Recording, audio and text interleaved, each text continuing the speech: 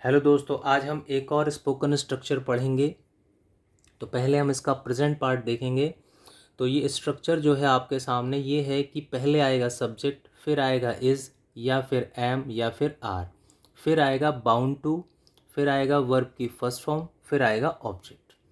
अगर हम इस बाउंड टू की बात करें तो इसकी पहचान जो है वो ये है कि भाई निश्चित है या फिर तय है या फिर पक्का है। एग्जाम्पल से इसको क्लियर करते हैं। जैसे लिखा हुआ है, उसका मरना तय है, पक्का है या निश्चित है। तो उसका यानी ही, और ही के साथ आता है इज़, फिर रूल के हिसाब से bound to, he is bound to, और मरना के लिए डाई। तो ये हुआ he is bound to die, यानी उसका मरना तय है, पक्का है। सेकंड है, रवि का इस मैच को जीतना तय है, पक्का है, निश्चित है। तो आप लिखेंगे रवि सब्जेक्ट, तो आप लिखेंगे रवि, रवि के साथ इज़, बाउंड टू, जीतना की फर्स्ट फॉर्म विन, और इस मैच को दिस मैच, क्योंकि टू के बाद क्या लगाना है, वर्ब की फर्स्ट फॉर्म लगानी है। फिर थर्ड है, उनका यह मकान बेचना तय है। उनका मतलब दे के साथ आता है आर, बाउंड टू, बेचना सेल, यह मकान दिस हाउस। फिर फोर्थ है, मेरा इस परीक्षा में पास होना तय है। तो मेरा आई के साथ एम आता है, आई एम बाउंड टू पास, और इस परीक्षा में इन दिस एग्ज़ाम। तो ये था प्रेजेंट पार्ट। अब हम देखेंगे पास्ट पार्ट। तो क्योंकि ये पास्ट है तो इसलिए रूल थोड़ा सा ज़रूर बदलेगा। तो रूल हो जाएगा सब्जेक्ट, फिर वॉज या वर, फिर बाउंड टू, फिर वर्ब की फर्स्ट फॉर्म, फिर ऑब्जेक्ट। पहचान पे बात करें तो पहचान होती है निश्चित था, तय था, पक्का था।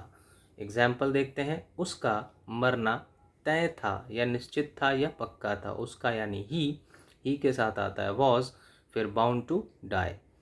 नेक्स्ट है, रवि का उस मैच को जीतना तय था। तो रवि के साथ वॉज, फिर बाउंड टू, जीतना की फर्स्ट फॉर्म विन, उस मैच को दैट मैच। मेरा उस परीक्षा में पास होना तय था। तो आप लिखेंगे मेरा I was bound to pass in that exam.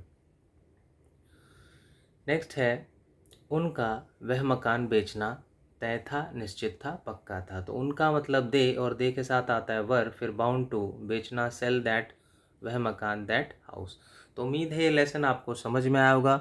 इसी तरह की और वीडियोज़ अगर आप देखना चाहते हैं तो आप प्लेलिस्ट में जा कर के देख सकते हैं। आपको काफ़ी इसी तरह की स्पोकन बेस्ड जो टेक्निक्स होते हैं, ट्रिक्स होती हैं, रूल्स होते हैं, फार्मूलाज होते हैं या स्ट्रक्चर्स होते हैं, वो आपको मिल जाएंगे। और ये बहुत ज़्यादा यूज़ होते हैं, आप चाहे माने चाहे ना माने। जब आप किताबों में, न्यूज़पेपर में या अपने आसपास जब इनको देखते हैं तब आपको रियलाइज़ होता है कि वाकई में ये सब यूज़ होते हैं। सिर्फ ऐसा ही नहीं होता कि टेंस और मॉडल्स वगैरह या पैसिव वॉइस ही यूज़ होते हैं। तो ये स्ट्रक्चर भी बहुत ज़्यादा यूज़ होते हैं। इसके अलावा अगर आप एक स्टूडेंट हैं तो आपको जो राइटिंग सेक्शन है उसमें कोई समस्या हो रही है तो भी आप प्लेलिस्ट में देख सकते हैं। जैसे उसमें आपको article, speech, debate, notice, reports ये सब मिल जाएंगे, लेटर्स मिल जाएंगे, एडिटिंग वगैरह, जंबल वर्ड, गैप फिलिंग, ये सब मिलेंगे। तो आप प्लेलिस्ट में जा कर के देख सकते हैं और चैनल को जो है सब्सक्राइब कर सकते हैं। Okay friends, bye.